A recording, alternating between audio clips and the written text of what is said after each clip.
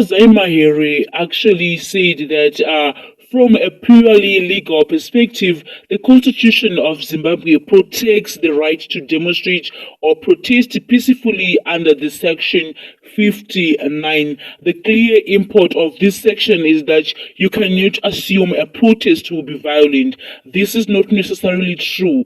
If it's peaceful and conducted within the ambit of the law, it is permissible.